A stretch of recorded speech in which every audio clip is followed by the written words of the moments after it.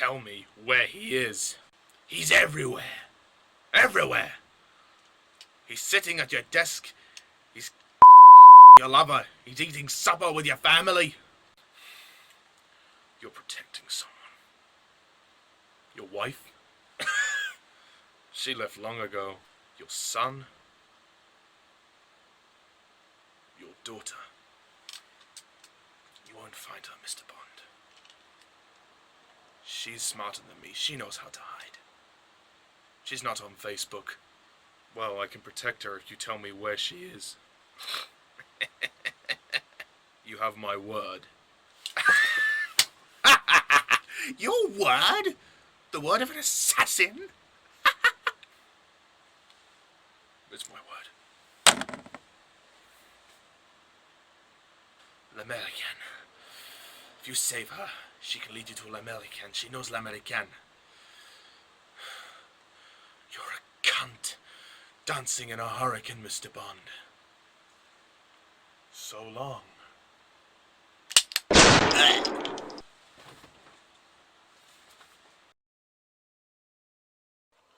Now I understand why my father lost his mind. He didn't lose his mind. He was weak, but at least he understood what he was up against. You see, they failed to comprehend the crucial fact that a terrible event can lead to something so much more. The things that bring people together. Out of horror, beauty. Beauty and the Beast.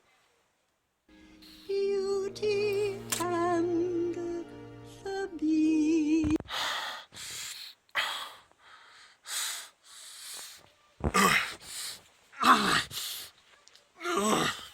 Daughter of an assassin. The only one who could have really understood him. Shame.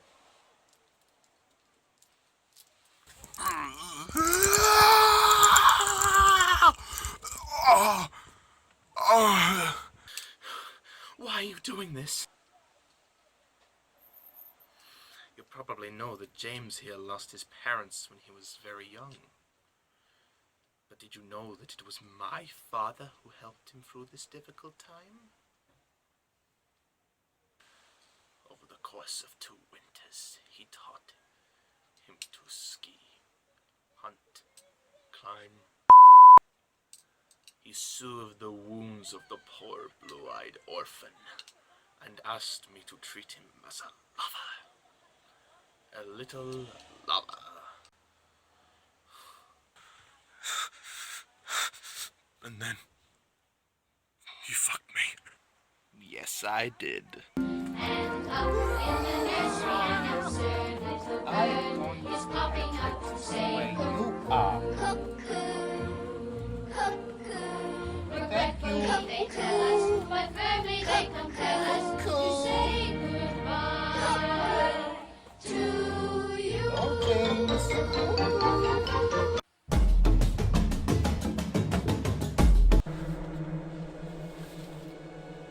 Get him in the bed. Move!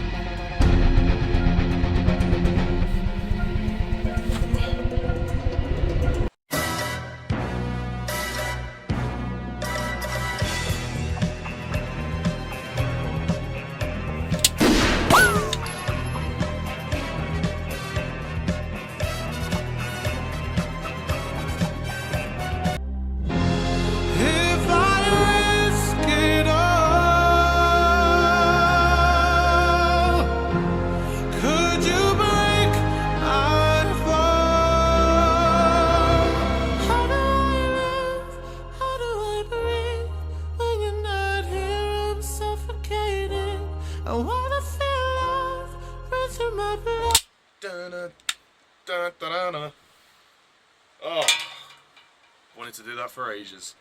Hello Bond fans and welcome to my re-review of Spectre.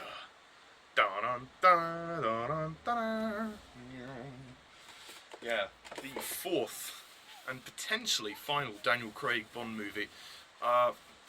I did originally review this when it came out, but unfortunately that review was taken down. So, and now that I've actually seen Spectre loads of times, enough times to give a detailed analysis on it. My previous review, I did it on the night I saw it, and suffice to say, I wasn't in the best place. I was tired, and it's just better to do it now anyway. So, Spectre, the 24th Bond film and the 4th Daniel Craig Bond adventure. So, basically, the plot of Spectre is that it continues after the events of Skyfall.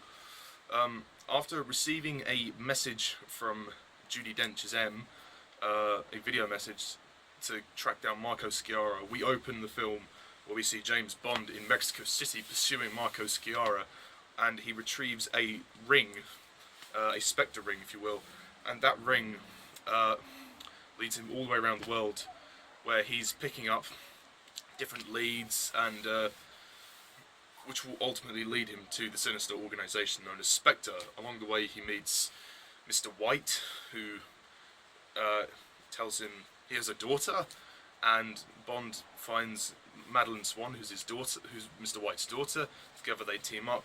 She leads him to L'American, which is this hotel which has a secret room in which Mr. White has all of his stuff in there. That also will lead Bond to the lair. And meanwhile, you've also got this other subplot going on with C, known as, well, they call him C. His name's Max Denby, played by Andrew Scott. He wants to establish a new national intelligence network because they believe the 00 program is obsolete. So C wants to launch his new Nine Eyes committee, which is like total surveillance everywhere. So they'll be watching you. And ultimately, if you've seen the film by now, you know ultimately Bond is then reunited with his foster brother Ernst Stavro Blofeld, and Blofeld and C have teamed up, and together they want to conquer the national surveillance of the world. So that's really it. That's the plot of Spectre. I try to explain it as best I can. So, Spectre. This is the most recent Bond movie. Spectre is a magnificent Bond film. I adore this film. I absolutely love it. I loved it ever since I first saw it. I saw it about 5 times because it was that good at the cinema. It was honestly very good. I think what I love about this film is the fact that there's a progression, because now what this film has done, it's linked all of the Daniel Craig Bond films together, but you know, it does it in such a very interesting way. With this film you have a mystery. I mean, true Bond fans obviously know, you know, I mean the movie's called Spectre, so, you know, put one and one together, you know, so it's obvious that Blofeld was going to be back, but the way they build up to it I think is excellent, and the sense of suspense, because as a Bond fan I probably knew that Blofeld was going to be back, but you know, just sort of leading up to that was exciting for me, and that's what kept me in tune.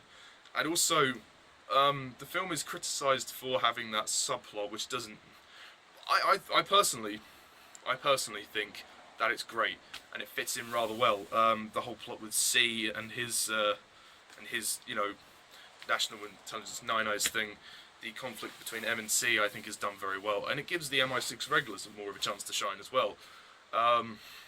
So let's start with the cast. Daniel Craig as Bond. This is his 4th time as Bond, and he hasn't lost his mojo at all. I think Daniel Craig is superb. I mean, he's my favourite Bond, what can I say? He's still got it. I mean, he's often been criticised in his previous films as being a bit too serious, so what they've tried to do in this film is loosen him up a bit, and I think it really works. The humour they give him is so dry, it's so witty, and it's fantastic. One of my favourite lines in this film is, "Do me a favour, will you throw that down the toilet, cut out the middle man." It's just brilliant, you wouldn't expect it. It's fantastic. And there's other great lines, but I'm not going to spoil the gags. Also, I love the fact that this film's a bit more darker than Skyfall and some of the other Bond movies. I mean, even though the Craig era is quite dark, but Spectre definitely takes itself seriously. I mean, it allows itself to have fun with some of the humorous moments. I mean, what I think is interesting is that it feels like it's going back to more of a classic Bond film, it feels like that, because Skyfall was something new, something different. It was trying to reinvent Bond, and it took Bond in a different direction, which I never thought were possible. I mean, this kind of follows Skyfall in that sense, but kind of doesn't. It's interesting. Skyfall, because it does the thing of going back in time. Skyfall does it in a more subtle way. You know, you go back to Bond's childhood home of Skyfall, and, you know, things happen there.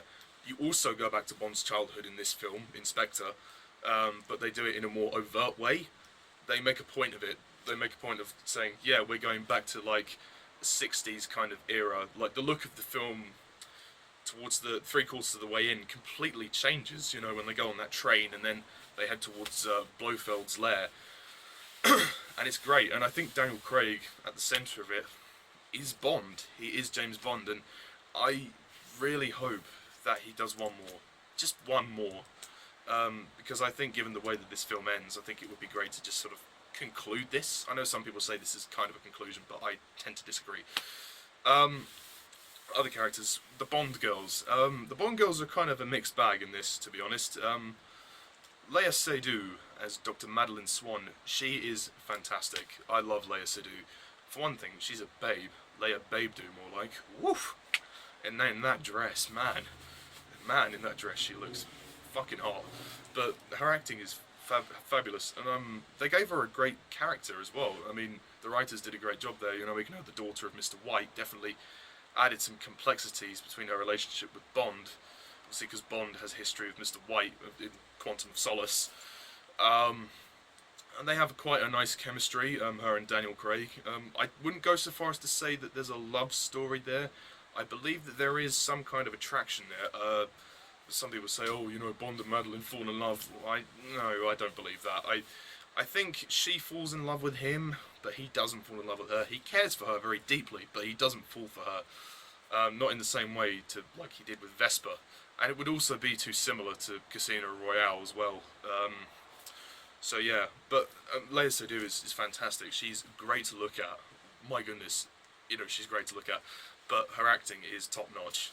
The other Bond girl, sad to say, Monica Belluci, as Lucia Sciarra, the wife of Marco Sciarra, who dies at the very beginning. She barely gets any screen time, which was a shame. I thought that was a complete missed opportunity, and they could have given her much more to do. I'm not asking for another 30 minutes of screen time. All I'm asking for is that they give her some resolution, because I felt that her story arc was interesting, and, you know, you had the men coming to kill her, and then she beds Bond, and we never see her again. We never find out what happens to her. I mean, because we are told that Felix Leiter is coming to rescue her, but we're never shown what happens. Does Felix come and rescue her? It would have been a great opportunity also for Jeffrey Wright to come back and have a cameo. You know, it would be great to see where she ends up, but unfortunately it's one of the things that doesn't get resolved again. But her 5 minutes on screen is definitely memorable, so... Yeah, and she's the oldest Bond girl, so... Great one. She's 50, I mean, she looks great. Only 3 years older than Craig himself, so... Nice one. What else? Oh yeah, we have to talk about the villain. Christoph Waltz as Blofeld. Yes, no, not Oberhauser. Ernst Stavro Blofeld. You know, some people criticise Spectre for not giving Christoph Waltz enough screen time. I tend to disagree. I think, yeah, maybe he could have had a bit more screen time, but I think the scenes he got were excellent.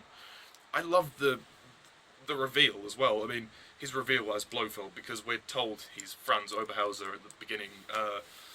I think the way they did it was clever, because it's kind of played softly. They don't overplay it like, my name is Ernst Stavro Blofeld, dun dun dun. You know, they don't make it overly dramatic. They make a point of saying, okay, you kind of know he's Blofeld, so there it is.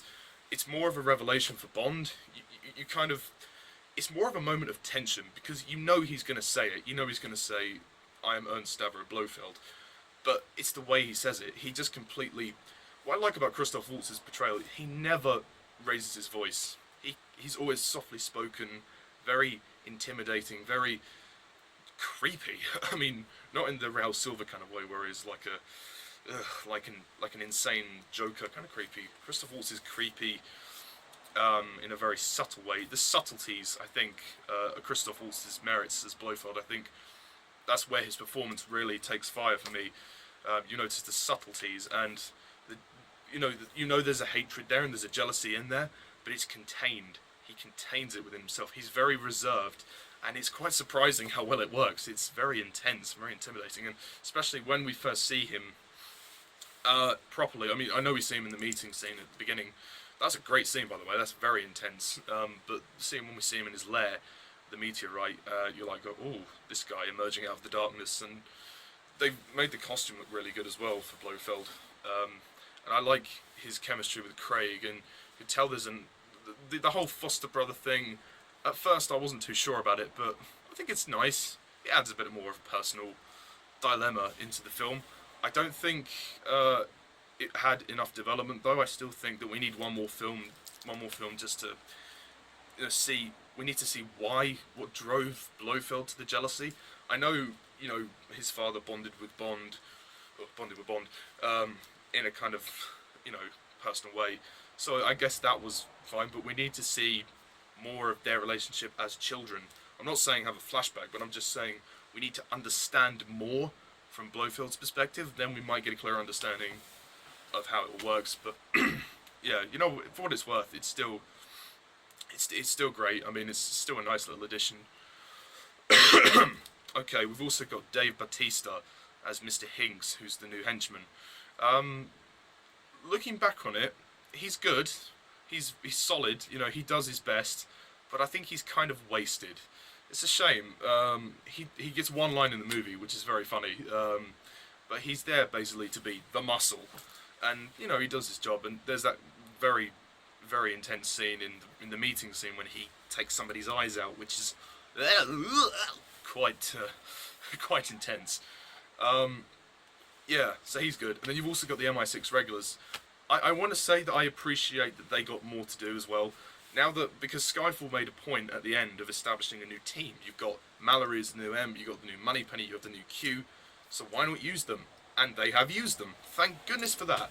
Keeping Sam Mendes was a good move as well. I think it was Daniel Craig persuaded Sam Mendes to come back and direct Spectre. So, there we go. And it was good that they got involved in the climax as well in London. So, I also have to mention that it's very nice to see the gun barrel at the beginning again. We haven't seen that since, Casino Royale, but not before, at the very start of the film to have a gun barrel. We haven't seen that really since Die Another Day. So, a long time. So I appreciated that.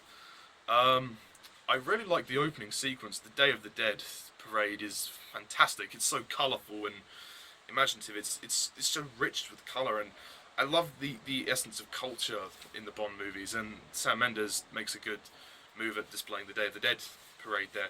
And the film opens with that fantastic tracking shot that goes on for about 4 minutes, which has Bond going through the parade and then onto the roof, up to where he will spy on Sciarra, which I think is fantastic. I mean, you think he's going to have sex with a woman, and then she's like, "Where are you going?" And he's like, "I won't be long." And he goes out the window. I know there's a bit of CGI trickery in there, but I still think it's very impressive.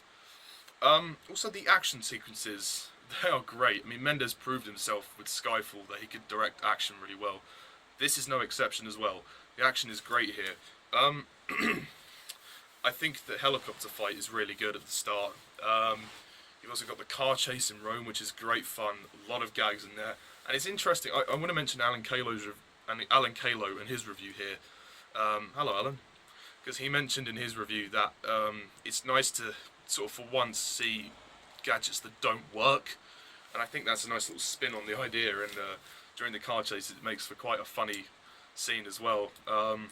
You've also got that snow plane action sequence, and again, going back to Alan's review, saying it's nice to actually have a snow action sequence when he's not skiing. So that was nice. that was a nice change of pace. You've also got the fight on the train with Bond and Hinks. That was a fantastic action sequence. It reminds you of From Russia with Love and the train fight there. I think that's kind of the nostalgia feel they were going for. That fight was great. I don't know what happened to the people though. The crowd on the train just sort of, they weren't there. You didn't even see them disappear. They just weren't there in the next shot. I was like, oh wow. So because when Hinks sabotages Bond and Madeline's drinking session or dinner or whatever it is, the crowd are just gone. You're like, where is everyone? It just seems a bit strange to me. As a media person, I just notice things like that. But yeah, then you've got the scene where they escape from Blofeld's lair. A very short action scene, but a very intense one. I didn't expect the lair to be blown up. That was quite impressive. That was great. And all of the stuff in London at the end is very good. And chasing down the helicopter at the very end, you know, the climax is awesome in London. To have it in London as well just brings the whole thing together for me, as you know, as somebody from England as well as a Bond fan, because Bond is England. Bond was conceived in England by Ian Fleming in his novels. It was always a British thing, so it was nice. It's nice to have more of London. I know we had London in Skyfall, but the climax took place in Scotland. But so it's nice to have a climax of a Bond movie in London. And it's interesting. The only thing I would say is it's a shame they have to make Madeline a bit of a damsel in distress, but oh well, I can forgive it. I can forgive it. It was only the one time. It was only the one time. No, actually, she got captured once before. I'll let you off, you sneaky bastards. But yeah, the direction by Sam Mendes is also fantastic. I think he has a lot of confidence directing this one. Because Skyfall was a huge success, I think that gave him a lot of motivation to do Spectre, and I think the direction for Spectre is excellent. Is damn great. It's got all of the Bond references that you could want in there, all the nostalgia stuff, and it's not like Die Another Day where it's like forcing it down your throat. It's subtle, and the same with Skyfall. It was subtle. But this obviously heads into darker territory, so I love the tension that Mendes creates in the story. And the cinematography is beautiful, by Hoytman, I believe his name is. Roger Deakins he wasn't the DOP for this film, so it was a shame. I thought he was at first, but then I looked in the title sequence, then I realised, oh, maybe not. Yeah, speaking of which, the title sequence, wow, that title sequence is brilliant. I mean, you have everything there. I mean, it's so colourful and dark, and like you have the women dancing in the mist, and it's everything. And the shards of glass bit, all the characters from the previous films like Jesper, Green, Silver, Le Chiffre, Judi Dench's M. Wow, just wow. And all of the other bits as well, like the bit when, you know, the fire and the octopus. Some people say it's like Japanese porn, and I suppose you could say that, but it's beautiful. It's a beautiful title sequence. It's the darkest title sequence. You wouldn't expect anything like that for a Roger Moore film, you know. And I think in short it works, and it works really well with the song as well. Writings on the Wall. As for Writings on the Wall, I wasn't too keen on it when I first listened to it, but over time I've grown to like it. I don't love it. I still think Sam Smith has a problem of singing too high at points, you know, when he goes, "If I risk it all," you know, that gets a bit too high for me, and it seems a bit like, you know, it doesn't seem natural to me. That seems a bit like he's trying too hard, but I think, you know, it's a ballad and it works fine, but I think for the next film they need to do something a bit different to a ballad, because we've had enough ballads. I mean, it was never going to succeed Skyfall. You know, that was a hard song to beat. But, I mean, it won an Oscar, so well done, Sam Smith. You won an Oscar for writing a song in 20 minutes. So he says anyway, 20 minutes, but shouldn't really have said that. But, no, I like it. Also, the soundtrack by Thomas Newman. Parts of it sound like a rehash of Skyfall, but it's used in a good way. You have some great themes here, similar themes like the dun dun dun dun dun dun dun dun dun dun dun. You hear that a couple of times, and they use that reuse as well. I mean, it's all variations, but it's done very well, and I think the music fits very Very well. Sorry, just checking how long I've been on for. Whoa, that's long. Any other things to say? The film is long. It's 2.5 hours long. So about 2 hours longer than this review. But I don't think that it's too long. I think it's long enough. It moves at a great pace. It moves really quickly for a 2.5 hour film. I don't think the pacing's as rock solid as Skyfall, but Spectre is paced really well, and I can appreciate that. I like the scene with Mr. White as well. Nice to see Jesper Christensen reprise his role one last time, even though it will end in his suicide when he kills himself, which is quite surprising. I didn't really expect that. Also, I have to mention Andrew Scott as C. Max Denby, or C as they call him. I thought that was quite funny when they were calling him C. That was good. He was a threatening villain. I'm not really a huge fan of the Sherlock show that he's in, but you know, as an actor, he was pretty good at Spectre. I think his role was essential, and I think that story works. I think it's a very thought-provoking plot because it basically addresses the issue of surveillance and it explains to us basically there's too much surveillance. We have to do something about this. And for what it's worth, I thought that was a very interesting point to make.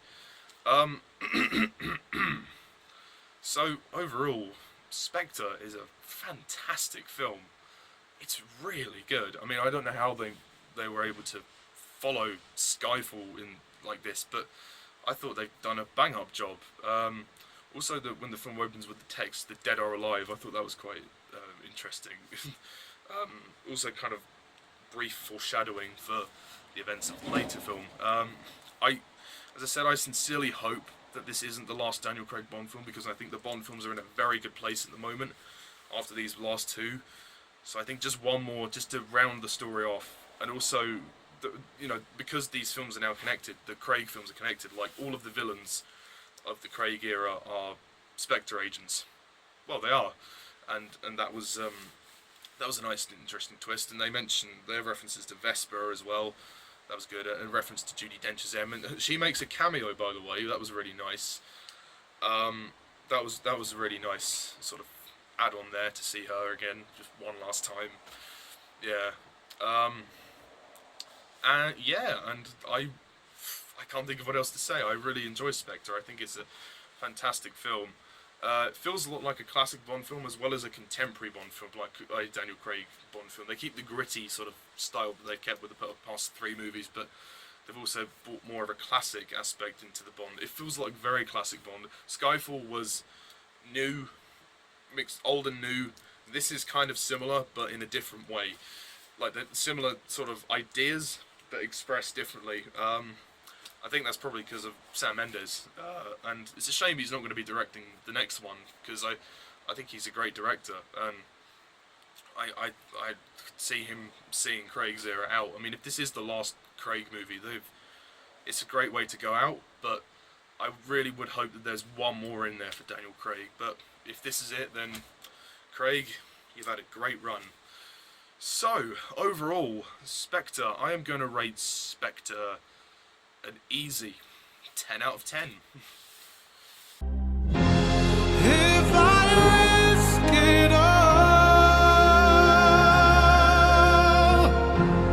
could you break my fall? How do I live? How do I breathe? When you're not here, I'm suffocating. I wanna feel love run through my blood. It's a brilliant film, and I look forward to seeing where the James Bond series is going to head from here on out. If, as I said, if Craig goes, then, you know, I'm happy that he had a great era, and we'll see where the franchise heads in later years. But if there is one more in there for Craig, then I cannot wait for that. So that's it, Bond fans. So long for now. Thank you all for watching, and as always, I'm Mr. Dardis11. See ya.